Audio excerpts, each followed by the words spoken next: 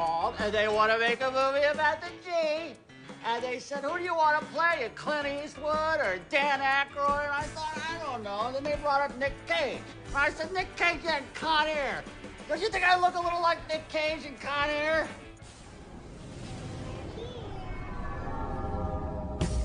You talking to me? Did you have a brain tumor for breakfast? Then who the hell else are you talking? You talking to me? I'm funny how? I mean, funny like a clown. I'm Peter Venkman. We all go a little mad sometimes. Man that doesn't spend time with his family can never be a real man. Damn. I'm kind of a big deal. First rule of my club is do not talk about life. Yeah, baby.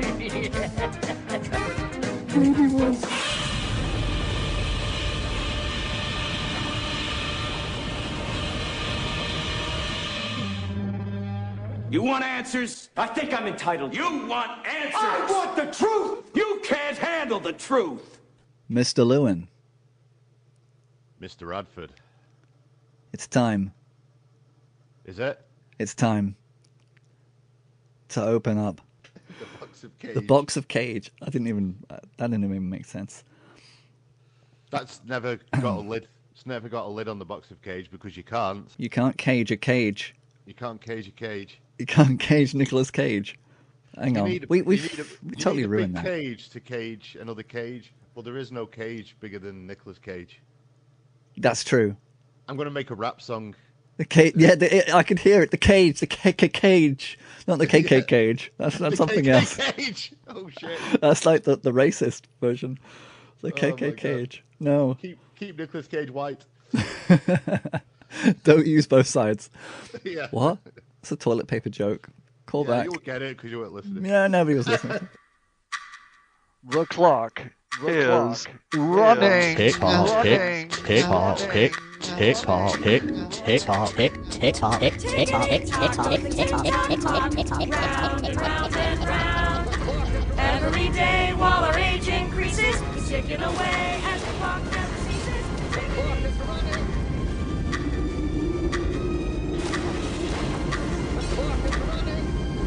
Tick, tick, tick, tick tock, tick tock.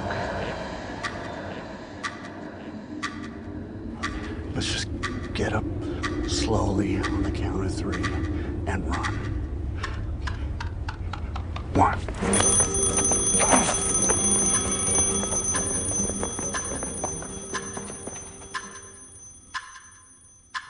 Tick, tick, tick, tick, tick, tick. Yeah, we can Try put that. the beginning of Is It Time by Pink Floyd, Yeah, something like that. which is incidentally the TikTok sound come from his plectrum on his pickup of his bass. Really Yeah, so it's Genius. that blocky where yeah, genius. yeah. I Roger like that. Waters. Yeah, See, that is. Yeah, I've learned something today. there we go. So, how are you feeling, Andy? I'm feeling good. It's been a random morning, but I'm feeling good. Yeah, yeah.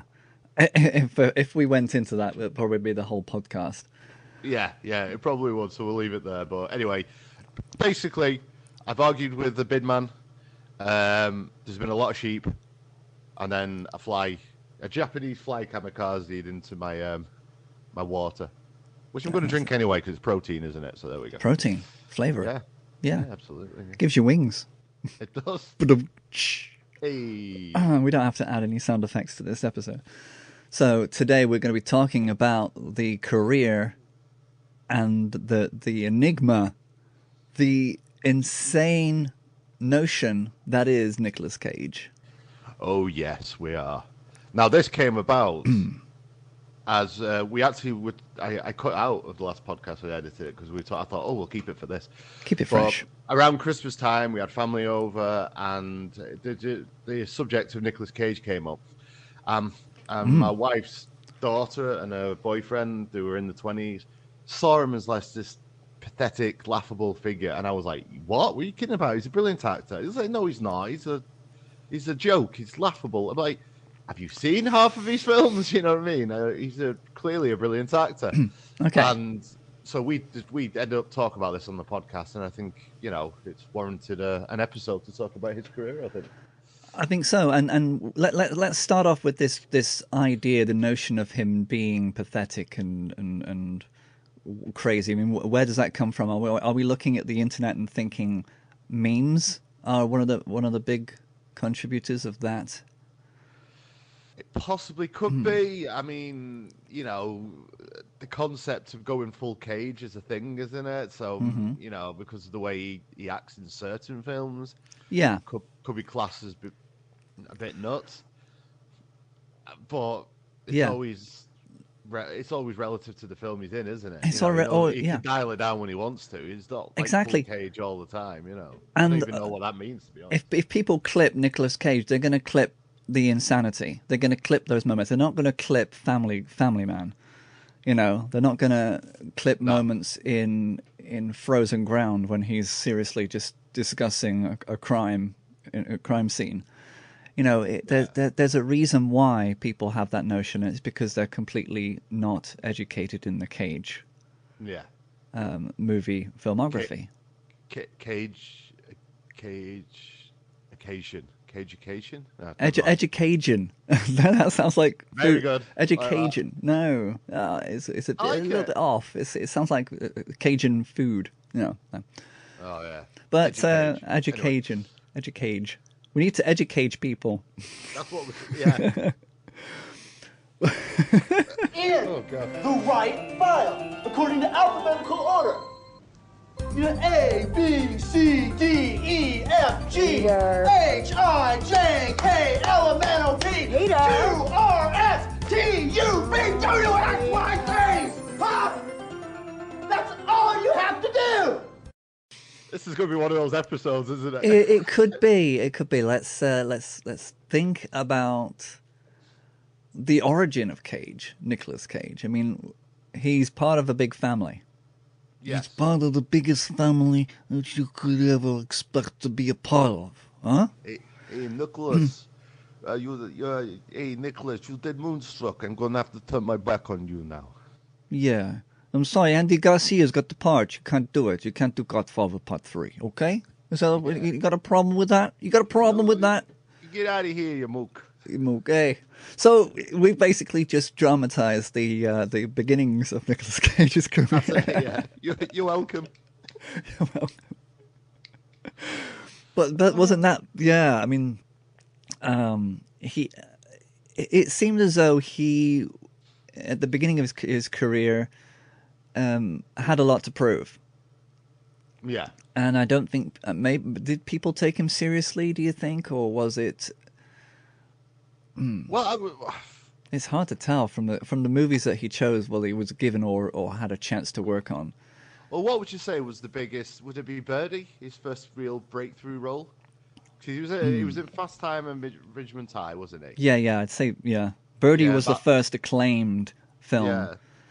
And that was about two guys who came back from Vietnam. And turned into birds. And became obsessed with the idea of birds, which in a way is the first Nicolas Cage movie. Because no other movie would have been like that at the time. And Nicolas Cage would have been... that was probably the first time he actually had a sense of himself being an actor and choosing those kind of projects where nobody else would actually. Because I would argue that every actor who starts out has got something to prove. Yeah, you're right. They're trying to say, right, this is how good I am, this is what I do. Is it just a case that Nicolas Cage found a niche for himself? That could be it, because I kind of feel as though that he wasn't supported as much by his very well-known established family. Yeah. To a point where they thought, well, maybe that's something that's personal to whatever was going on with them. You know, maybe it's a personality thing. Maybe he was. Are we going to mention the family? Yeah, the Coppola family, of course. Yeah, the Coppola family, the Coppolas, who is a nephew of Francis. Yeah. And and more often than not, if you're in the family, you're peppered in. You're thrown in. I mean, James Gunn has Sean Gunn in every single movie of his because it's his younger brother. But for a nephew, I guess in a way, I kind of wonder if they said, look, this. We could give him a break, but he doesn't quite fit in the movies. But he's got to find his own way. He's got to find it, And I think that's what it is. I think he needed to. They knew what he needed, maybe. At 15 years old, he tried to convince his uncle Francis Ford Coppola to give him a screen test, telling him, "I'll show you acting." That's in fact, that did happen, and I was met by silence in the car. Yeah, and I guess by doing it off his own back, he can't be called, a nepo baby, can he? No, exactly. So it could have been his choice. I mean, everybody says that he really wanted to have the role of Sonny's son in Godfather 3, and the internet says that he nagged Francis to be in the movie, but we don't know if that was actually how true that was. Anyway, Andy Garcia was perfect for the role. And I can see how Nicolas Cage would have done in that. Yeah. But at that time, I think it was Andy Garcia was more bankable. Quite, yeah, he would have been. Yeah, absolutely. And that's more established back then, wasn't he? Exactly. So. But if you look at it, he did Birdie. Birdie, yeah. And then Peggy Sue got married. but then the year after, he did Raising Arizona. That couldn't be any more different. Well, that is kind of like establishing the Nicolas Cage movie. He's grown into himself by that time. Son, you got a panty on your head. Just drive fast, see? Turn to the right! The first time I met Ed was in the county lockup in Tempe, Arizona. You're a flower, you are. A day I'll never forget. I do. You bet I do. Okay, then. My lawless years were behind me. Our child-rearing years lay ahead. But biology conspired to keep us childless. You go right back up there and get me a toddler. I need a baby hide. I got more than I can handle. At the time, Ed's little plan seemed like the solution to all our problems. And the answer to all our prayers. He's beautiful. What? Are you kidding? We got us a family here. Yeah. But I mean, he's obviously a bankable actor, I would imagine, but he, showed that he can do comedy really, really well. Well, that's the thing, because he had a bit of a variety of films, mainly dramas, drama, thrillers.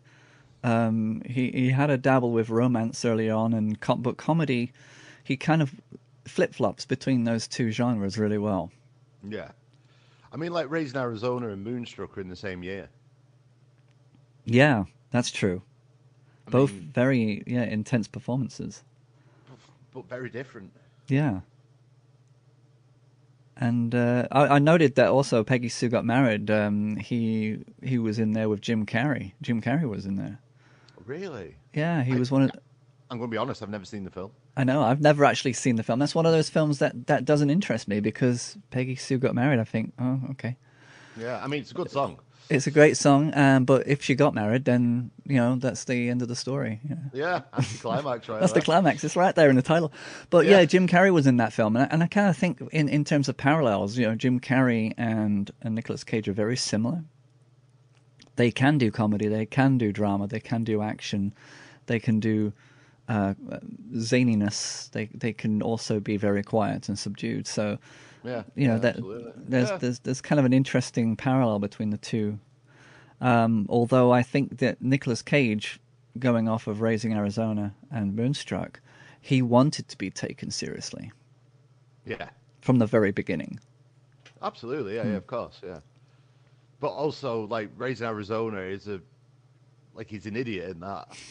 Yeah. You know what I mean? But again, just showing that, you can, he could do comedy. I don't know what I'm trying to say.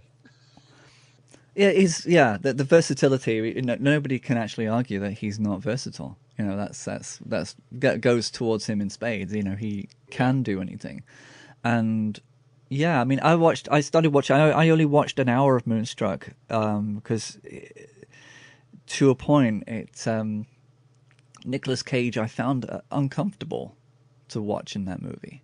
Really, he was very, very it was a little uncomfortable. and it was a very, very strange kind of little world that he was existing in this movie. But the accents are hilarious because it's such a thick Jewish Bronx kind of Brooklyn kind of mixture of different accents that the kind that we do when we do our silly little gangster bits, you know. Yeah. It sounded just like that, so it kind of felt very.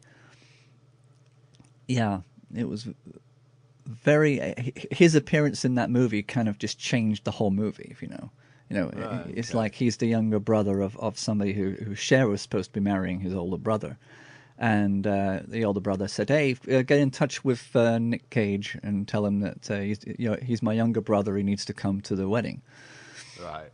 So she goes to visit him because he says no on the phone, and then she goes to visit him, and within minutes he's turning tables and getting angry, making people cry, and then they sit down and talk, and then he kisses her and sweeps her off to bed. You come from my brother Johnny? Yeah. Why? Well, we're gonna get married. You're gonna marry my brother Johnny? Yeah, would you like to go someplace so we could talk? I have no life.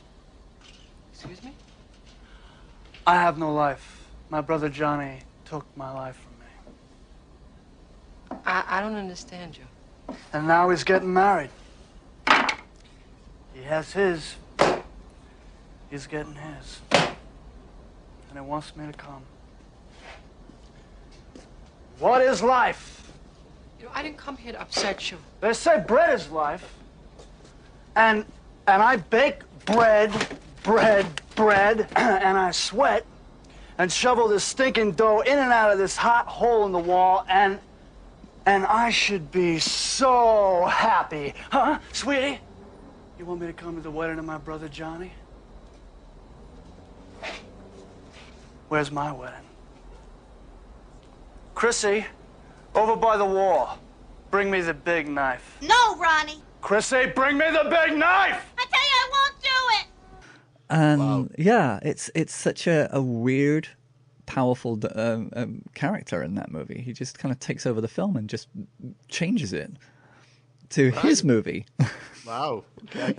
And that's what makes him so, I think that's one of the things that he does. He has to. Yeah, I guess he does. I suppose in certain films he really just.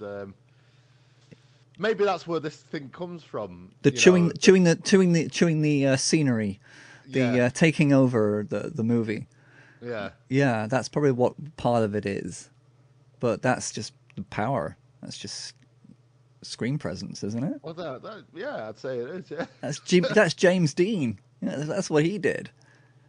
Yeah. And Brando. Yeah. So, is it then this enigma when it comes to Nicolas Cage? He is a really good actor. He can do all these roles, but like he's never been quite Pacino or De Niro. It's hard. Is it hard to sort of put him in a pigeonhole? You know what I mean? Because pigeons are a lot smaller than Nicolas Cage is. But do you know what I'm trying to say? He was never quite at that level as an actor, but he was never. But obviously, he's not a bad actor, but because he was never really as. It's predictability and workability, and knowing that if you do put, if you put Nicolas Cage in this movie, it will be a Nicolas Cage movie. Yeah, and that's probably why there is this kind of. But then he's bankable. So then maybe so many movies have been put out of joint because he's in it, but it's become that much more successful because he's in it. Yeah. So it's difficult to kind of understand where he comes from with all this. Yeah, because when I was looking in this and I was watching a few Nicolas Cage films this week, it's always Nicolas Cage in the film. He's not like the character. He is the character. He's playing a character. Oh yeah, But it's him. Yeah, it's hard to get away the fact that it's Nicolas Cage in a film. Yeah, because you even though no matter how deep and entrenched he is in a character, no matter what he's wearing, the hair, the wigs, the look, you know that you are watching a star. That's it. His star persona kind of pushes through all that cosmetic bullshit. Yeah, it's just all there.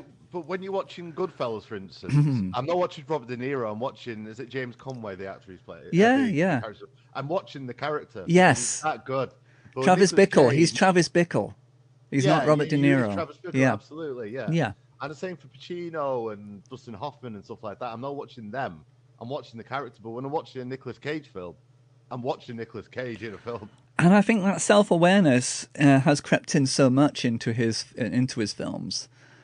Like the film we'll talk about probably in a little bit. Yeah, exactly. There's probably three. There are 3 films where there is Nicolas Cage self-awareness, and Army of One was one. The heavy weight of being Nicolas Cage, whatever. I can never remember the title. And of course, the enormous weight of unbearable talent, is it called something like that? And adaptation. I mean, there are 3 solid movies where there is a very strong self-awareness of who Nicolas Cage is, almost as much as being John Malkovich was self-aware.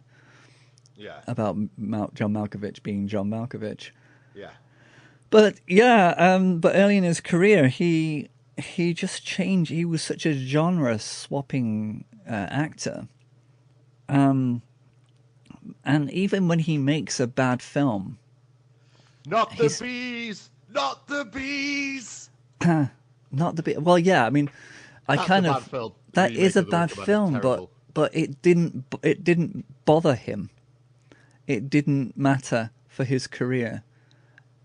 No, of course not. No, he could have. I mean, he could have been in Heaven's Gate. I mean, I can't think of many films where actors' careers are completely ruined, other than Superman. You know, there are roles that people take on. I mean, Ben Affleck obviously is an example of somebody who is box office poison. Now, to a certain extent, because people don't enjoy his work.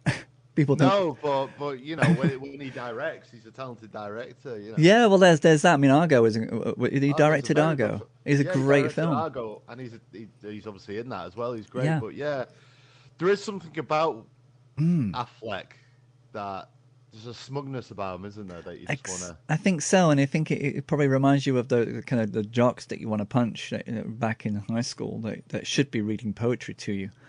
Gross point blank. And today. But with Nicolas Cage, nothing, you could throw anything at him and it would just fly off him. Yeah. He's on course. He's moving forward no matter whatever he does. The remake of The Wicker Man, which was despicable, but you can't hate him. You can't, because it's like bullets will just bounce off him. And it's like he's consistently worked. Yeah. There's not a year for the past so many decades, 4 decades, 5, that he hasn't had a film come out. Well, yeah. I mean, he's probably the most overworked actor. Oh, I tell a lie. He didn't do a film in 1985. What? Yeah. No, he might have been making films, but there may have been a delay in the releasing. So you never know. I mean, it's kind of odd because sometimes an actor can have like 4 movies coming out in 1 year. Yeah. But then the production spread over like 3 years. But God, he had 3 films. Oh no, yeah, he had 3 films come out in 2005. It's ridiculous. Yeah. So, yeah, I mean, I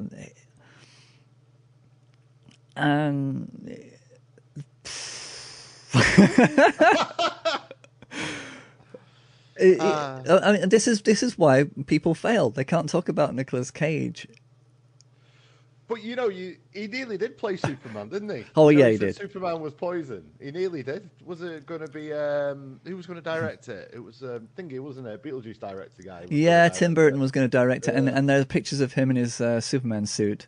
Yeah. But then, when a Nicolas Cage movie doesn't get made, it's I mean, he is bigger than Superman. It didn't fit. The suit didn't fit. No, and I think he did a cameo in The Flash that came out. Yes, he did. In 2023. He was, That's all Superman. about, isn't it? Alternative realities and Yeah, multiverse and yeah. all that. So. I mean that seems to be more his thing. That would be that's more his style. But Superman, no, I don't think he is. It's odd, but I'm glad they didn't do that movie. But even if they did, it wouldn't have mattered. No, because. So how the hell are we going to talk about Nicolas Cage? I think we need to get to the root of the problem. What's that? The movie that we need to talk about. Because in a way, talking about the incredible weight of monstrous talent that is too, it kind of tells you everything about him and how he's very self-aware of who he is. Yeah. And he is open to explore and play with that concept as much as John Malkovich was. And he works well with everybody else as well. I mean, have you noticed how he elevates everybody else's performance around him? Yeah, I have. Yeah. Yeah.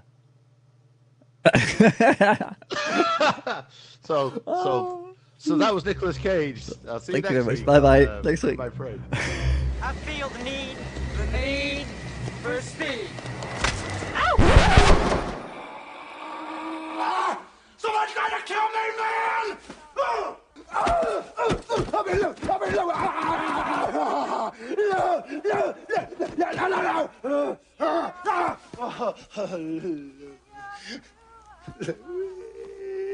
I'm Nick Okay!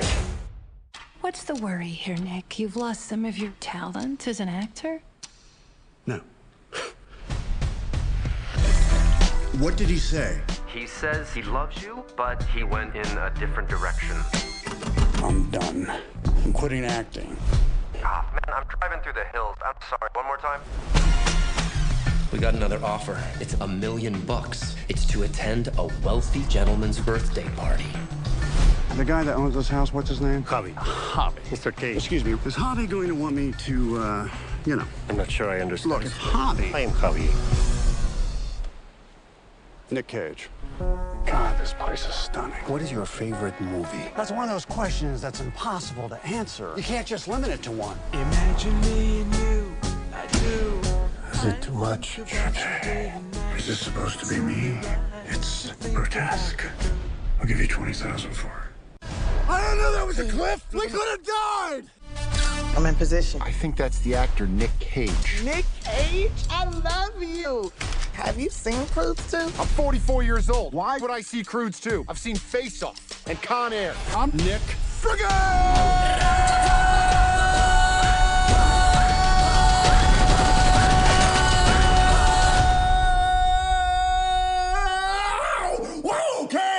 Nicolas Cage, Pedro Pascal, and Sharon Horgan. The unbearable weight of massive talent. So let's premise the movie. The movie. Did you watch it, Dave? Have you watched it? I've watched it all. Yeah. Right. Because I had to watch it in two halves because I fell asleep, which is a very strange thing to say. It's a really good film, though, isn't it? It's It is not really well made. It is a really good film, really well made. Very funny. Yeah, and totally forgivable no matter what happens in it. You kind of go with it, and it's that self-awareness. You know what it is. You're not expecting it to be a straightforward scenario. No. And everything that happens in it is, even when he's being used by the CIA to get into that room, and he accidentally uses that thing on his hands, and then all of a sudden he can't more. It's that is my favorite part of the movie, I have to say, because I was like, it was nail-bitingly funny. But yeah, really the idea. What's the idea of the film? Pascal, and it's really funny as well. Pedro Pascal, he just absolutely worships him. And he seems to. I mean, I've seen him in films, and he also is a very calm and confident kind of actor who he doesn't have to prove much. But in this film, he was really the character really needed to prove so much in every single scene that he had to try and be on that level, that Cage level, in order to kind of communicate with him. Yeah, that bang, incidentally, was our weekly Stephen hits his microphone bang. It was, yes. Shall I go over that again? No. We'll keep it in. Keep the bang in. I like bang. Keep the bang in to try and be on that. Yeah, there might be a moment in this podcast where the gremlins come in again and disrupt everything. Have you noticed that? Have you noticed that little Easter egg that I put in a couple of episodes? I did, yeah, it was great. Whenever the sound goes wrong, we blame it on gremlins. And the gremlins because that's actually what it is. It's the gremlins. Yeah. So tell me, what is this movie about, Andy? Oh, God. It's a fictionalized version of Nic Cage, isn't it? As an actor. Yeah. Yeah, he gets offered... He's an actor. He's taking every role he could possibly take all the time. Yeah. Doesn't... it comes across that he's so self-obsessed that he's letting his family down. Even though he obviously cares about his daughter, but, he's split up with his wife lives somewhere else, and all he's bothered about is the next thing, getting his profile out there all the way. And he gets offered £1 million to attend the birthday of like this super fan, isn't it? A super fan, yeah. And he gets recruited by the CIA to spy on this super fan. Spy on the super fan, and comedy ensues. Yeah, exactly, because they believe that he's kidnapped a girl who also is a big Nicolas Cage super fan. Yeah. Which is the biggest coincidence of the movie. It didn't, it's like the super fan does not just kidnap super fans. But it's not exactly. But it's in this kind of film, it doesn't matter. It really doesn't matter, that kind of thing, because it's just paying homage to his work, his life. Having to play two versions of myself in a movie that's sort of about some Tom Cormican version of myself. And I was like, okay, I'm just going to have to go full Bugs Bunny on this. I mean, Bugs Bunny was kissing everybody and everything, and it was very aggressive. And I'm kissing myself. I'm literally the process of making this movie on some level was like making out with myself, and it was just weird, and everything about it is uncomfortable and terrifying. But I thought, it all has to come to that moment. We have to keep that in the movie. Nick has sort of transcended the idea of being an actor. He's like a cultural figure in our minds, and we just thought this story had to be about him. There was no one else who could play it. So, like, from a purely business standpoint, it was like a colossally stupid decision to make a movie that only one person could do and say yes or no to. So, but there was no one else. But I mean, it's a very strange thing to say. We're just making up a version of a human being. They knew a lot about my interests, which I also found that level of detail, that attention to detail, put the hook in me and made me want to do it. I mean, talk about having your cake and eating it with this film. Oh, you've got not only having your cake and eating it, you're licking out the bowl, man. You're licking out the bowl. And then you're taking everybody else's cake and eating that as well. Exactly. Yeah. Oh, poor Grandpa. That was the last birthday event he ever went to, and he didn't even have his cake. He died walking to the car, muttering about the cake. About the cake, yeah. Okay, so yeah, I mean, it's all self-aware. Nicolas Cage obviously read the script and thought, "Yeah, oh, this is great. I'm gonna totally do this. Yeah." Because that's who we think Nicolas Cage is, zany and crazy. I'm gonna do this film. Yeah. That was actually really good. Was it? Yeah, I'm impressed. I honestly thought that Nicolas Cage was there. The film is a thriller, is a comedy. It's dangerous. And, there was a few times in the movie where I honestly thought Nicolas Cage was not going to survive this one. No. And yeah. Oh, the scene when they're both tripping. They both do drugs. And tripping. Oh, it's so funny. But it is so funny, and it works, and they're driving, and they shouldn't be driving. You could have like a paranoid thriller angle. Ooh, paranoid angle. Excellent. Like, see those two guys over there? They've been watching us. Right, right. Wait, have they been watching us? I don't know. Have they? Did you see that? They just looked over at us. What's going on? No, maybe it was just a coincidence. I will look again. Are you ready? No, don't make eye contact. That's how you spook them. No, that's how you spook a bear. That's right. That is how you spook a bear. I apologize. But if you are gonna look, maybe do like a fake laugh. Fake laugh, okay, good.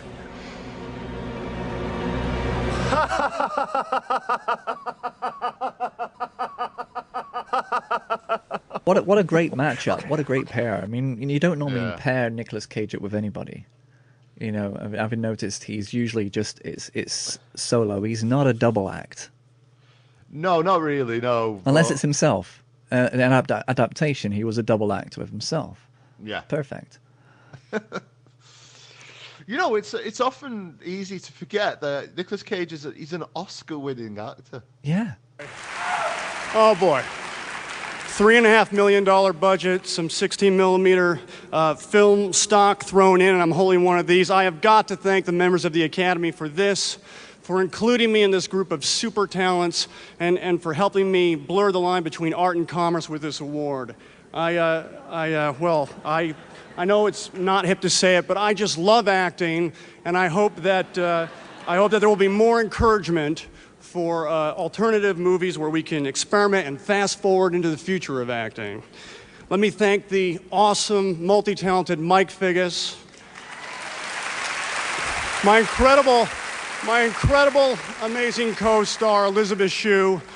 I am going to share this award with both of you.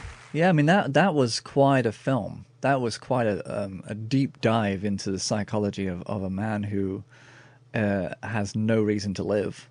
Yeah. So, leaving Las Vegas, that one. Yeah, his trajectory as an actor it's nuts if you think about it. Yeah, yeah. But was that Oscar the first time that people decided, okay, yeah, in the consciousness of the masses beyond Hollywood, was that the first time that we all said, okay, he is a serious actor?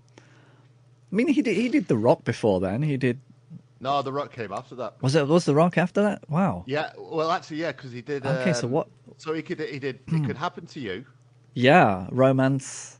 Yeah, romantic film about winning the lottery and making a promise to somebody, and Kiss of Death and Trapped in Paradise, which was an absolute flop. Yeah, but then Leaving Las Vegas, which he wins the Oscar for, he plays that. Obviously, he's trying to kill himself. Yeah. And then the film after that was The Rock. So was that like, well, that was a bit intense? Because then he's gone from like, he's done romantic comedies, he's done some serious drama, he's done some, and then some straight up comedies, and then obviously he thought, right, I'm going to be an action star for a bit now, and then he does consecutively The Rock, Connor, Face Off. Yes. And, Snake Eyes to a degree was kind of like his, let's get into some sort of weird stuff. That's like his weird curve. But yeah, I mean, before it Could Happen to You, he was doing Guarding Tess. He was just a straight FBI security guy kind of character. Just a guy who was just very toned down, working across Shirley MacLaine in a very mature comedy. So yeah, so he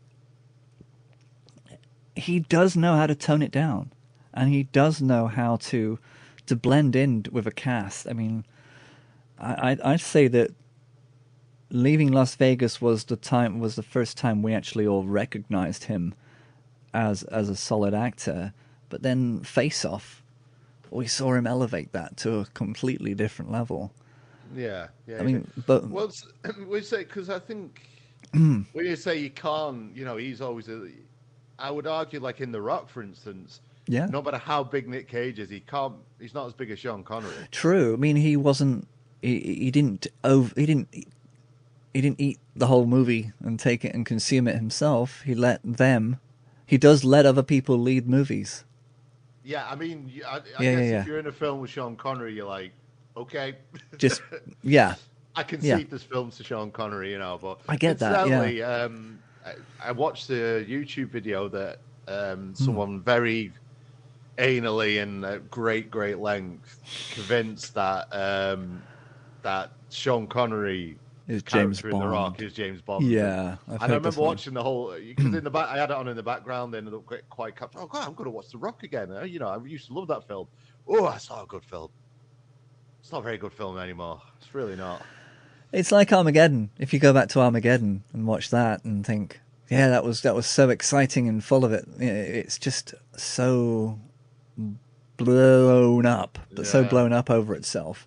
But yeah, I mean, The Rock. I mean, I still thought that was quite a solid action film, but I haven't seen it in 20 years. It starts really well. Yeah. And all the stuff in San Francisco and that car chase and all that, that's all good. But once they get on the island and that, and there's something just so macho and about it that just makes me...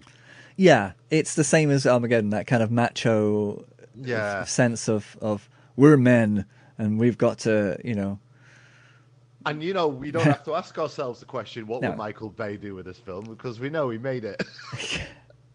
Very much so. Very much so. Yeah. But, incidentally, Con Air, the film he did after that, it's still, because it is what it is. You know what I mean? It's not trying to be anything more than just an action flick. And that still stands up as being a good film. That's probably one of the better ones, I think, because it's that Die Hard thing. He's not an action hero. He's a man who's in the wrong place at the wrong time. Yeah. He's not supposed to be an action hero. But what a cast. Because I watched that at the cinema when it came out. When I rewatched it again recently, the part where his friend, who, he could have got off the plane at any point, but, he's like this better guy character is just so noble, and his friends, he hasn't got his insulin, he's diabetic and he's really poorly. So he just won't leave him. I'll never leave a man behind kind of guy. And then this poor guy gets shot. And he's like, what? And this guy on the floor is like, what are you doing? What are you doing? He goes, you know what? I just don't believe God exists. And then he gets up and starts walking towards the bad guys. Nicolas Cage's like, what are you doing? Nicolas Cage goes, I go show you that God does exist. And it's the shittest line. It's so cheesy. And I'm like, go on, Nic Cage. And then the guy literally shoots him. And it shoots him in the arm. And he like doesn't even flinch that he's been shot. Just keeps walking towards him and beats everyone up. Oh, it's great. Yeah. It is great. I mean, that movie, when that came out, it kind of took it. I don't know. It was a beast. It was a real beast of a film. It was a juggernaut, a heavy. I mean, everybody was hitting hard in that film. Yeah. Even John Cusack was, and Cole Meany. They weren't on the plane, but they were certainly hitting their lines hard. Everybody was kind of really aggravated. Yeah. Malkovich is in it. Steve Buscemi's in it, playing like a Hannibal Lecter kind of character. It's great film. Yeah, and then he starts to. Was it the Steve Buscemi characters sitting with that little girl, and he starts playing, and you think, the worst thing is going to happen, but obviously nothing ever happens. No, it's like either they cut it out, or they just thought, this is his redemption. he's gone back to childhood, and he's happy. But I'm liking that. I'm looking at these, what these characters are called in these films. So The Rock is Stanley Goodspeed. Yeah. Con Air is Cameron Poe. Face Off is Castor Troy. And then his next film is City of Angels. He's called Seth. City of Angels, again, we're kind of moving forward quite nicely here. Well, because he's gone action. He's gone action Cage. And then he's gone romantic...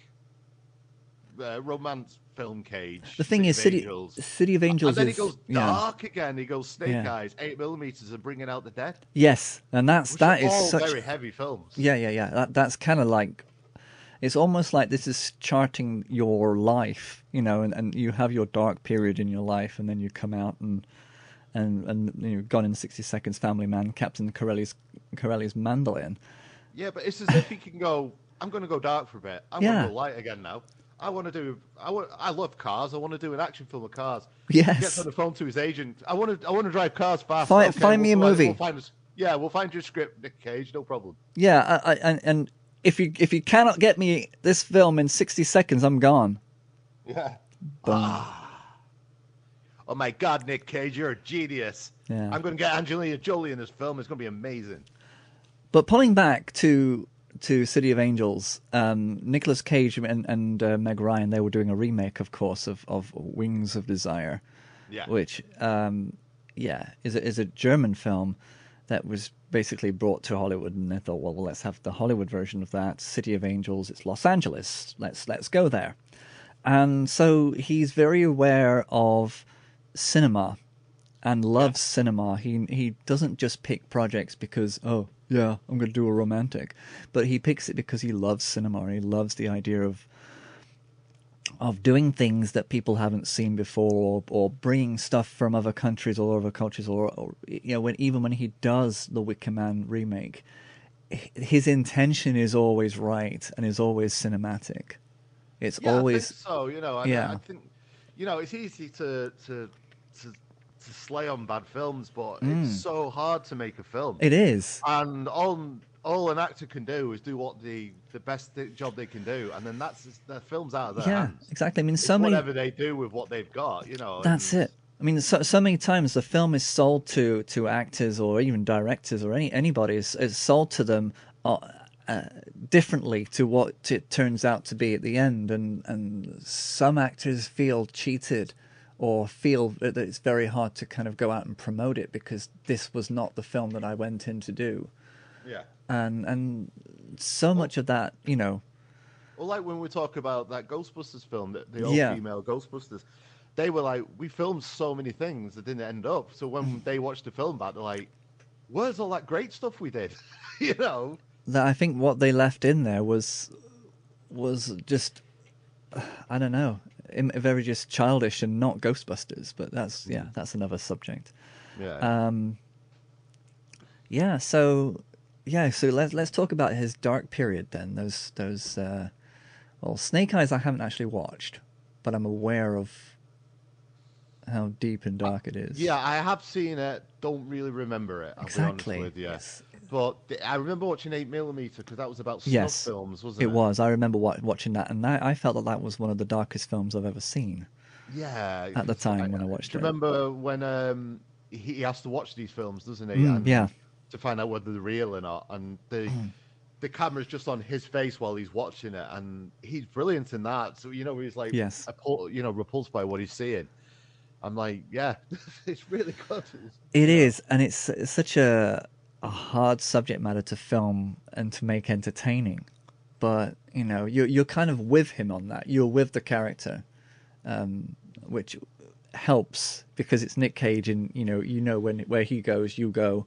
It's gonna be okay, right? And then little did he know that this was foreshadowing the world we live in, where you could just you can click on the wrong Facebook link now and see someone fall off a bridge and die.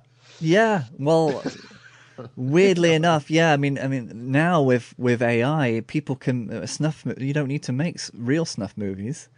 You can do it yourself, and this is the scary thing. I mean, there's a lot of foreshadowing in this work, and stuff that you just everybody just walk away from the internet as much as you can. Touch grass as much as you can. Listen to this podcast while having a walk, please. Yeah. When he said touch grass, he means the green stuff that grows out the ground, not the stuff to smoke. Well, if it helps. Smoke grass and touch grass. Do it all at the same time, because But these three films, Snake Eyes, 8mm, Bringing Out the Dead. Bringing Out the Dead is amazing. It's a I love that film. Great film. It's a ride. And Vinga Rhymes is so good in that film as well. He is. Yeah. I mean, I actually want to watch that while in motion. To me, Bringing Out the Dead is a film that has to be traveling. It kind of feels like it's constantly moving. It doesn't stand still for very long at all. It is the perfect ride along idea. So good. I love that film. But then he's just three really dark films. Yes. And then it's Gone in 60 Seconds, Family Man, Captain Corelli's Mandolin. Yeah. He's like, all right, I want to go a bit light-hearted now. I want to drive fast, and then I want to do like another romantic comedy. So he rides off his own moods, and no matter what mood he's in, there's always a movie for him. Yeah, is that what it is? He's like, I'm in that kind of mood now. I want to do that. It feels like it. It feels like he's late 90s, 2000s. It was definitely that, wasn't it? He was in his own. He was comfortable enough and bankable enough that he could just pick and choose. And that is an incredible place to be. And if that doesn't show talent, and if that doesn't show that he is versatile, that if he wants to do something, he will do it. Then this proves that those people who came around to have Christmas dinner with you really don't understand who Nicolas Cage is and how you do what he can. Anybody do what he does? Can anybody? I would say no. No, definitely not. No, definitely not. That's it. And I don't know where it comes from. This, I was gobsmacked when they were talking like that about him because, we've not even talked about Wild at Heart yet. No, we haven't. No. Our guy is David Lynch, isn't it? We definitely love him to bits, and that film is amazing, but that's also really dark. Yeah. It's violent, but also hilarious. I know he's doing his best Elvis impression in it and that. And yeah, it's uncomfortable. I mean, Nicolas Cage at his best, he makes you feel both safe and uncomfortable at the same time. Yeah. You're kind of very good. Yeah. You're with him, but at the same time, you're only with him because you're afraid of him. There is Stockholm syndrome written all over him. You feel like you are being dragged by him, but you're letting it happen because it's Nicolas Cage and it's okay. Yeah. It's fine. It's not gonna hurt much. Yeah. Do you remember his what was he says about his jacket in Wild at Heart? Mm. It's a symbol of his individuality and my belief in personal freedom, isn't it? That's it. Because is there like a punk guy who's like, you look like an idiot in that jacket? It's like, this is a snakeskin jacket. But for me, it's a symbol of my individuality and my belief in personal freedom. It's a very rehearsed line. It's probably something that he says to everybody. Yeah, it's great. Yeah, fantastic. Sailor Ripley. Sailor Ripley. But again, it just shows that when he turns up for a role, he does what's on the brief. And he goes beyond that brief. He always brings something extra. There's nothing, I mean, there are some films probably later on where he's kind of just phoning it in a little bit. I mean, there's a couple of projects. Well, I want to talk to you about that because is there some sort of like Wesley Snipes, he didn't pay his taxes properly and had to do a load of shite? Yeah, maybe. Is that kind of thing that happened? Because when I'm looking through this now, so I'm at 2004, thinking, bloody, I've got 20 years to go yet. Yes, that's when he did National Treasure. So that's like a Indiana Jones action flick. Before that was Matchstick Men. Adaption was just before that. Then he did Lords of War, The Weatherman, World Trade Center. Then it was The Wicker Man. They did Ghost Rider, so now he's doing like Ghost Rider was comic book movie. Yeah, but okay, but Grindhouse. But he's a big comic book fan, isn't he? He likes them. Yeah. I remember reading that he likes them films. So he probably wants to do that. I wanted the film to be better than it was, I think. Yeah, I think so. But then it's when he starts to do Knowing, and then Bad Lieutenant was a bit of a slimy kind of a project to slip into. I mean, it was. Maybe that wasn't the best idea because I mean, like the Harvey Keitel Bad Lieutenant is, wow, that's a very, very hard film to watch. It is very difficult, and it's like, well, why would he choose that? That this is, I think it's around about this time from Knowing onwards that you start, Season of the Witch, very slammed, very, very much slammed, and then of course there's the films that he did for his friend. Right, so is it when it gets to a certain part in an actor's life where the new blood is starting to come up? And he's trying very hard to stay relevant.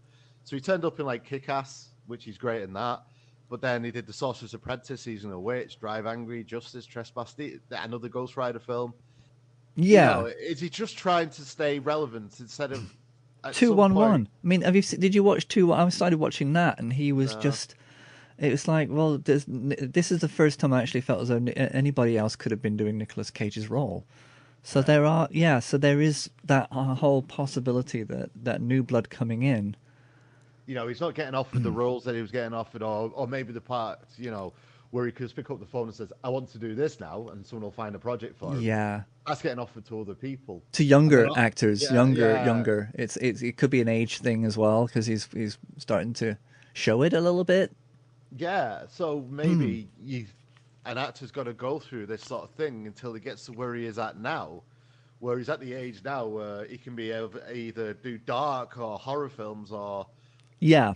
He's now like the actor gets a renaissance when he gets to a certain age, because actually, in the case of the Massive Weight of Unbearable Talent, he can play a version of himself where he can act his old parts, but he could do what I've just watched twice yesterday, Colour Out of Space, which is a fucking amazing film. Yeah, that is again. So is there a kind of like a renaissance? The Colour of Space, Mandy. Yeah, he did Mum and Dad, where that's like a really dark horror film. Mandy was really good. Mandy and Colour Out of Space were produced by Elijah Wood, who started a production company just to make horror films. Because he's not doing huge films now. Well, I say that. He did Spider-Man Into the Spider-Verse, which was huge. Bob Saget does a voiceover, but he does an amazing Adam West impersonation in that film. I don't know if you've ever seen it, but it's a brilliant film. Yeah. It's way better than any of the live-action Spider-Man films, and he's brilliant in it. He's really funny. Yeah. And like I said, he's doing an impersonation of Adam West, but... Oh man, Colour Out of Space. Colour Out of Space. Maybe that's. I could do a podcast just on that film. Well, I've got to watch it. I've got to watch it, so we can definitely probably put that in for after. Talk because about the guy who directed it is enough. My God, that guy. You've done a deep dive, haven't you? I really have. Because I loved I watched it on the laptop so much, and I was like, my God, that was brilliant. So much so, I watched it again last night with Tracy, and Tracy hated it. Well, she didn't hate it, but she was like, well, it was all right, but I don't quite get why you're so obsessed with it. I'm like, you kidding me? That's like one of the best films I've seen in years, But the weird thing is that when you're on a Nicolas Cage rabbit hole, you're only as good as your last Nicolas Cage movie. So it's possibly that your deep dive into this rabbit hole of Cage is kind of like influencing everything. Yeah, and maybe because when I rewatched it is a slow burn. It's not very in your face, and it's like a character study of a family falling apart until things start to go really batshit crazy in it. But so we could safely say that after adaptation, and then he did National Treasure, which was kind of like his real Hollywood, here I am Disney kind of a thing. Yeah. World Trade Center was obviously a kind of a call to kind of be patriotic and honoring that, but then straight after that was The Wicker Man, and I think The Wicker Man was that lead into a whole bunch of movies that were just forgettable. Yeah, they were. Yeah, but yet they still had him in it, and. I mean, Kick-Ass was a really big film, and he's a big part of that, so that's good. But then after that, he did The Sorcerer's Apprentice, which is, again, he's trying to stay relevant, but they didn't do well. Drive Angry didn't do well at all, did it? Trespass didn't. Another Ghost Rider film. Yeah, but it still doesn't matter. He's still bankable. He's still hireable. No matter how much it bombs, they just carry on making movies because they know that Nicolas Cage will just pop again. I think there's a big belief in him, definitely. Yeah, and I think like all that dirge that Bruce Willis was doing, and it turns out it was because he been diagnosed and he was going to be poorly and he was just trying to get money in the bank. But people will still watch it because he's in it. Yeah, exactly. And there is that. Is it John Cusack? Also made. You mean? Oh, I thought you meant the film that he's in with John Cusack, Frozen Ground. Frozen Ground. John Cusack was in another movie with Bruce Willis that I didn't even know about, and Jason Patric, where it's basically a typical Taken movie, where Jason Patric is trying to find his daughter who's gone missing. He's kind of like an ex-army kind of dude, and he goes on a rampage of drug dealers that goes straight up to Ice-T, I think. And of course, Bruce Willis is in it for the beginning and the end. But it was a 2014 movie, so this wasn't. Right. This was kind of like at the very beginning of his films that, you know, the pre-diagnosis films. Right. So in 2014, yeah, Nicolas Cage had 4 films out. Yeah. Tokarev, Outcast, Left Behind, Dying of Delight. None of which I've seen, none of which I've heard of. No. And none of which have got very good reviews at all. So there is this kind of a, and I'd say he was probably the same age as Bruce Willis, and there's kind of like that. It's probably before Bruce Willis actually got the diagnosis of what was going through. He felt as though he was losing relevance at the same time. So there's a kind of coincidence that these actors at a certain age will start to kind of overwork obsessively. Yeah. My God, he had 4 films out in the year Colour Out of Space come out. Yeah. But Colour Out of Space is... I honestly loved that film, but then... Yeah, Scores to Settle, Running with the Devil, Kill Chain, and Primal, and Grand Isle. Exactly, and so I mean, I've got to watch these films. Six films in 2019. 6 films. 6, exactly. So there is something to it that when an actor gets to a certain age where he's had unbelievable success and is bankable, can do anything, he's bound to turn that wheel to a path that's not necessarily going to be good for us, the viewer.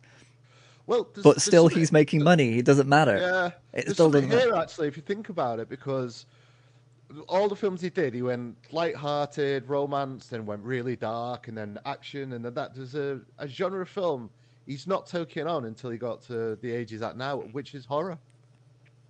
Yes. And now he did Mum and Dad, he did Mandy, he's done Colour Out of Space, he did Willy Wonderland, which is, I don't think he says a word in that. It's all about animatronic animals killing people.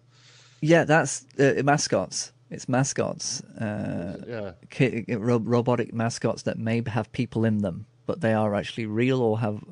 It's hard to tell because I've watched it. Right. And all it is just gore fest. That's all it is. It's just there for, you know...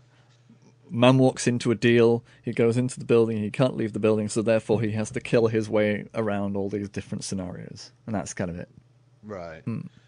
He's done Renfield recently, which he was great in that. He plays Dracula. Yeah. Have you seen Renfield? I haven't seen it. I've seen so much publicity about it. And so Really I'm kind of like, I'll probably get to it once that publicity dies down, because publicity is kind of like a psychological block for me.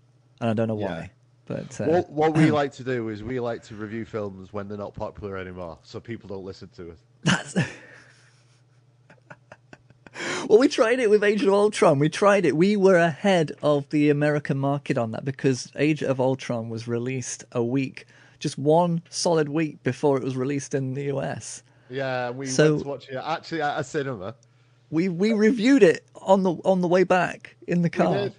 And no one listened to it. Nobody listened to it because it was it's not about reviewing popular films is going to be basically you're just another a piece of straw in that haystack. So it's I think it's much better to talk about the obscure films and films that nobody's actually watching now. So winding through, I mean, adaptation, of course, is probably my favorite movie of all the Nicolas Cage movies. Right. Okay. That was such a game changer for me. As a writer myself, and as a lover of screenwriting, it was all about that. It was all about adapting a piece of work that was almost impossible to work into fiction. And the whole premise of it was basically based on the idea that, if you're going to make a film about the orchid thief and you don't know how to make a film about the orchid thief, make a film about making the film of the orchid thief. Yeah, it's very... Just take it back. Take that lens back and then just show it. But then Nicolas Cage needed an adversary. He needed an opposite. And so he plays so well. Again, another actor who's very good at playing with himself. Let's leave that hanging just for a second. I don't think he left it hanging for very long at all. Hey, Charles, you'll be glad. I have a plan to get me out of your house pronto. A job is a plan. Is your plan a job? Drum roll, please. I'm gonna be a screenwriter, like you. Okay, I know you think this is just one of my get-rich-quick schemes, but I'm doing it right this time. I'm taking a 3-day seminar, and it's only $500. Screenwriting seminars are bullshit. In theory, I agree with you, but this one's different. This one's highly regarded in the industry. No, don't say industry. I'm sorry, I forgot. Charles, this guy knows screenwriting. People come from all over to study with him. I'll pay you back, buddy, just as soon as I... Let me explain something to you. Okay. Anybody who says he's got the answer is going to attract desperate people, be it in the world of religion... I just need to lie down while you explain this to me. Sorry, I apologize. Okay, go ahead. Sorry. Okay, go. There are no rules, Donald. And anybody who says there are is just, you know... Not rules. Principles. McKee writes that a rule says you must do it this way. A principle says this works and has through all remembered time. The script I'm starting, it's about flowers. Oh. Nobody's ever done a movie about flowers before.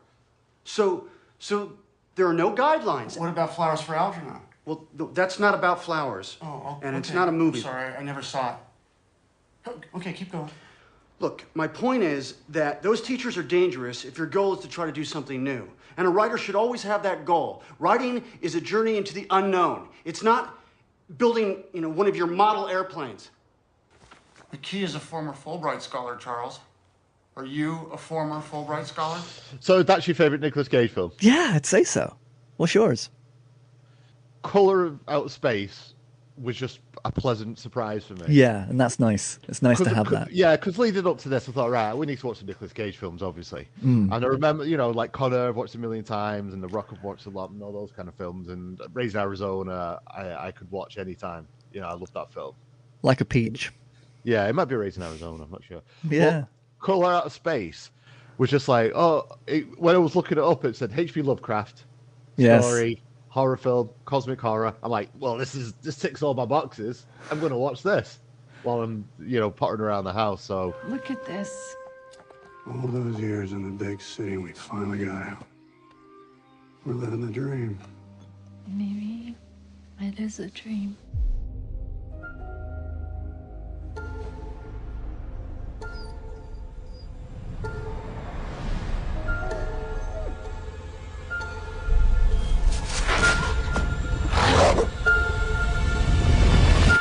Then everything just blew up.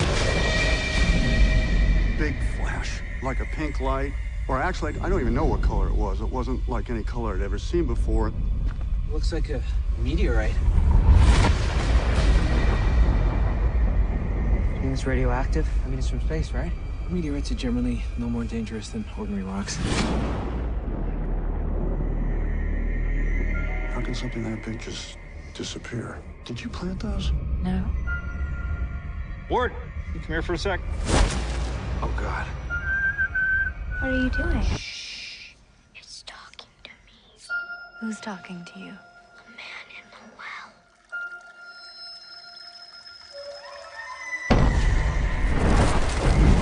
It's in the static, it's in the moisture.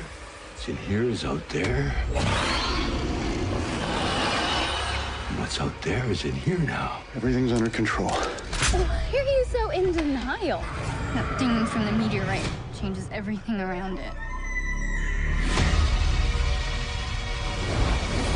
It's just a color.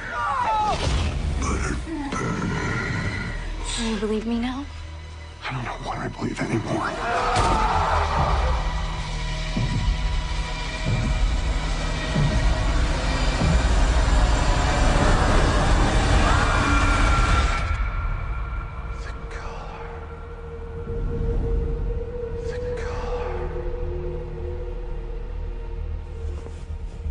Everything's gonna be A-okay. Everything's gonna be A-okay. Everything's gonna be A-okay. I really want you to watch that film. I really want you to watch that film and get what you think about it. Definitely, I think we'll in the future we'll definitely have. It's one of my favourite Nicolas Cage films as well. It's a brilliant, brilliant film. Yeah. To me, a film that I love is a film I could just put on any time. Yeah, and that's true. Adaptation, I have to be in the mood to watch it. Adaptation very much is a mood changer. Yeah. Or a mood enhancer, as we call it. One of those films that it's definitely not going to be Bad Lieutenant Day every day. No. But the other film that I saw, I mean, I watched that was more of a surprise, and actually surprised that I actually stayed with it, was Army of One. Because Nicolas Cage plays this guy who went to Pakistan in order to capture and bring back bin Laden, which I thought was a fascinating premise. The film is terrible, but he is good in it. He is great in it. Right. And he's got some funny lines in it. He's very, I watched it just because he was in it. Russell Brand can go swivel because he's not a good actor, Russell Brand. Terrible. No, he's not bad anyway. Yeah, he was annoying. So luckily he wasn't in the movie very often, but when he was, he was playing God. So there you go. Right. But yeah, Nicolas Cage was in it. It was brilliant. He plays a very interesting character, but the film is not that good. Right. So yeah, that's when I came up with the idea that Nicolas Cage is there to save and carry your movies. He's there to kind of make it bankable, but not all the time. But still, he's hired for a reason, and that's. Well, he's having a bit of a renaissance now, isn't he? Hopefully, this is it. There's a film coming out called Long Legs. Yeah, have you seen the trailer for it? I haven't seen a really creepy horror film, and I'm all in for it. I cannot wait for that to come out. That might be a film that comes out that I'm going to make you review as it's come out. Right. So that's the cinema trip. You don't want to be current. But no, I think it's still good to be current. But if we were able to get sponsorship, and for that sponsorship to actually pay us to give us a chance to actually go and watch some more movies in the cinema without having to sell a kidney, yeah. it's not fun to go out to the cinema anymore because you're just so aware of how much money you're burning. Oh but, yeah, no, it's yeah. But cinema needs to change in order to kind of get me in there again. I think it has to become, But maybe this is the year because we've had Dune 2 already. We've got Furiosa. We've got Nicolas Cage movies coming out as well. Yeah. There's I think it's got to come out now. Late Night with the Devil. I really want to watch that. Have you seen that? I haven't. Oh yes. I've seen the clip for that, and that looks really good. And apparently, from what people have said, because it's all set in a studio, people who want to feel like they can't get out of the film because it's all encompassed in this one live broadcast. Yeah. And apparently, it's like a new take on it, and it's got a lot to say about the life the world we live in at the moment, but also. Apparently genuinely scary. Nicolas Cage isn't in it though, so yeah. Yeah, but we can why pretend. Am I talking about it? But we can pretend he was. We can pretend he is. He's the reason why the movie got made. Let's just say that. Yeah, it wouldn't have been. But yeah, I think definitely it's such a massive career for Nicolas Cage, and I think that there's always something for everybody. And that's the strange. I mean, I can even find a film for Catherine to watch, for my wife to watch. That is a Nicolas Cage film. Well, we watched Dream Scenario a few weeks ago, which was one of the reasons that we started to watch Nicolas Cage films again. Because actually, it was funnily enough, because I said to Tracy, like, can you think of another actor that's done all this? And she was like, I think he must be becoming my favourite actor. That's what Tracy said. Because he's so diverse. The Dream Scenario film is... He's a lecturer at university, but for reasons that no one understands, he starts to turn up in people's dreams. Into people's dreams, yes. Yeah, he's just in the background stirring, and there's something creepy about it, but it's also funny. It's really he's brilliant in it. Yeah. It's a really good film. That's it. So, and there's no point in bringing Michael Bay, as you said, because he's done so many he's done it with Michael Bay. He's worked with most directors, but he hasn't. I'm just trying to think. Nicolas Cage, he's never really been Spielberg, or he's never been Lucas, or he's never been asked to do Star Wars, or That's true. Yeah, Spielberg's. Has he been in a Spielberg film? I don't think he has he? It's hard to tell if he has or not, because, yeah, but he's just. I think he puts a lot of trust in directors who we don't even know, because most of these movies I don't know the directors or the even the talent that are around him. I mean, he does have a few people who he kind of works with quite regularly. I mean, Elijah Wood, he's obviously gets on pretty well with him. He's done a couple of those. He works well with John Cusack, which is great. Yeah. Even though John Cusack did look a little shell-shocked in that movie with Jason Patrick, he kind of looked like he didn't want to. I don't know if he wanted to be there or not. He just kind of looked like he was tired. But or is that the character? It's so hard to tell these days. John Cusack plays a tired man. A tired man. We need a tired man for this film. Call Cusack. He just tired brilliantly. Yeah, okay, I'll do it. I am really tired. I'm very, very exhausted right now. But, can my sister also appear? I don't know. Is she tired? No, she's not tired. No, she's not tired. Okay. No. She's like, well, no, we don't. We need tired people in this film. So, is there anything else that can be said? Or,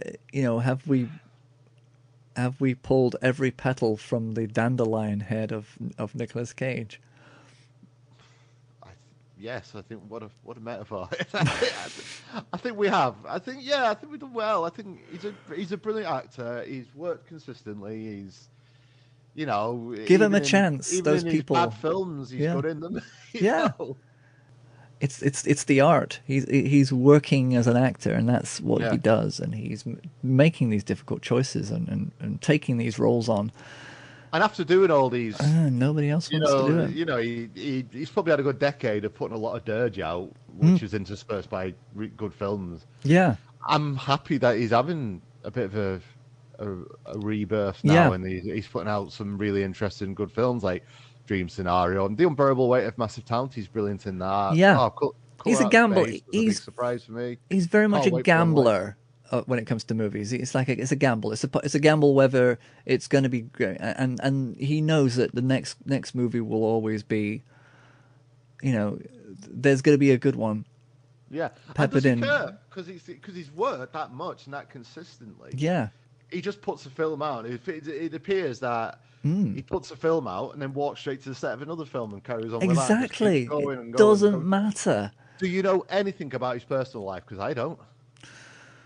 Well, yeah, and that's probably why working in that movie, The Unbearable Weight of Talent, you don't know that that's not his wife and that's not his kid. But you kind of led to believe that's that they're there playing his wife and kid, but you don't know anything about what he does. He's like George Clooney in that way. He's kind of just keeps it quiet. Nicolas Cage, personal life. Uh-oh. Let's have a look at this. TMZ exclusive.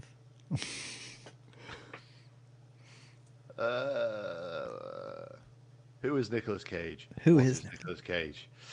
Oh. Quick facts. Oh, obviously he was married to Patricia Arquette. Of course we know about his personal life. And then he married Elvis Presley because he's a massive Elvis fan. He married Elvis Presley's daughter, didn't he? Lisa Marie Presley. Oh, Lisa Marie. Yeah. Not the mom. No, not the mom. Oh my God! Right. So he's got children. One's called Weston. One's called Kal-El. So Superman, and one's called August. Right. Yeah. So he was born 1964, Long Beach, California. He was married to Patricia Arquette. And then, of course, Lisa Marie Presley. Oh, he's had a bit of a Right, so he's actually had quite a few wives. Maybe he's a bit of a dog. It was Patricia Arquette, 1995 to 2001. Lisa Marie Presley for 2 years. Alice Kim for 2004 to 2016.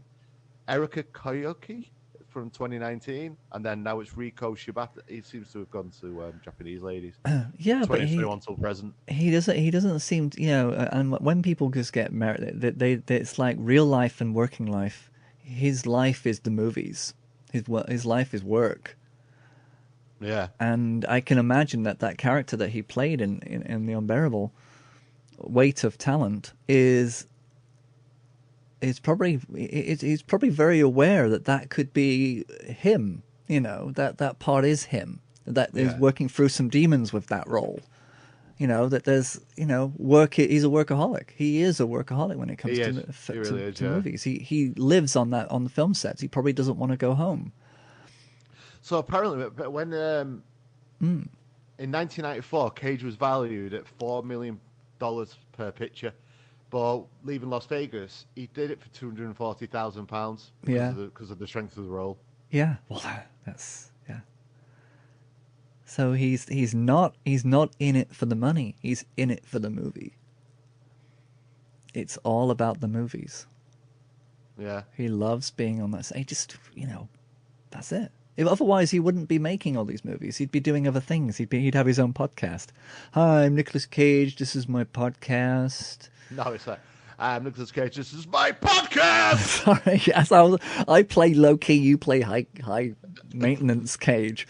But you know actors who don't live on the set. They always make podcasts or cooking shows or start doing reality programming or you know, sitcom appearances and the ones who don't want to work at all, they just do conventions. Yeah. Nicolas Cage doesn't have time to go to conventions. He's too busy making the next movie. And he doesn't do, you know, promotion. He won't do a promotion exactly. He won't do a tour, will he? Promoting a film. He's like, no, I ain't got time for that. I've got to go into the next project. Oh. Wow. Okay, so that has to be our lead into the end. I mean, what more could we say? I think we're doing well. I think when Nicholas listens to this, and we know you're listening, Nicholas Cage. No, we didn't have time. He's making movies, Andy. Have you not paid attention to any of this conversation? I don't even know what I'm doing here. I don't know who you are. I just know it's been a weird morning. It's been a weird morning. Cheap involved in it. And okay, and we'll be. So, what are we going to talk about next week? Or shall we talk about that after we've wrapped up the episode and keep it a secret? I have no idea what we're going to talk about next week.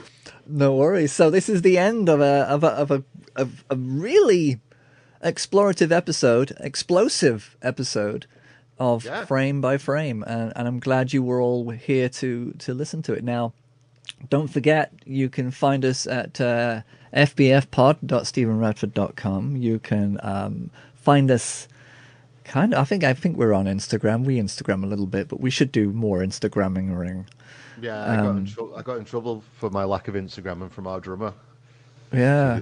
He said, yeah, you haven't Instagrammed since December. I was like, all right, Instagram police. But you can catch us in the iTunes, Apple iTunes. We're there. If ever you need us on the road, we're right there for you. Yeah. We'll be there for you.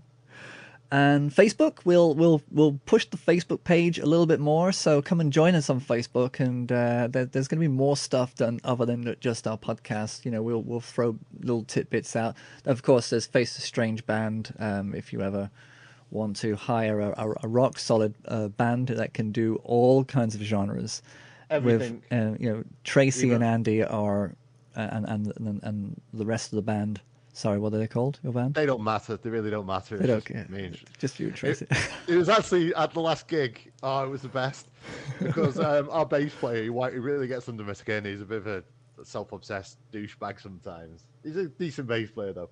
And someone come up to us and was like, oh, my God, you two are... right in front of him, you two are brilliant. You know, his guitar and your voice, my God, I didn't even watch the other two. It's great. That's it. I mean, it works. I love it. I love it so much. You're like you're like Sonny and Cher. You're like Sonny and Cher. Yeah, it's just I don't hit her. No, you're like Tina and Turner and Ike. Yeah, but she hits me. Role reversal. She beats me up. It's great. Yeah, so let's wrap up. Right, well, thank you very much. It's been a pleasure as always. Thank you very much. Hello to the blue chair behind you. Always love your blue chair. And there it is. And thank you very much, Andy. We'll see you next week where we'll have more topics to talk about. fantastic. Can't wait. Yeah. See, this is how we end it. Yep. We don't say anything stupid. Not like T.S. Eliot. Not with a bang, with a whimper. Or as Nic Cage would go, it's not with a bang, but with a whimper! Ow. My ears. There's blood. There's blood. Somebody get a mop. Hey. I feel the need for speed. Ow! Charlie, don't surf! This is fantasy. Oh, you betcha, yeah. Quit griping. I like griping.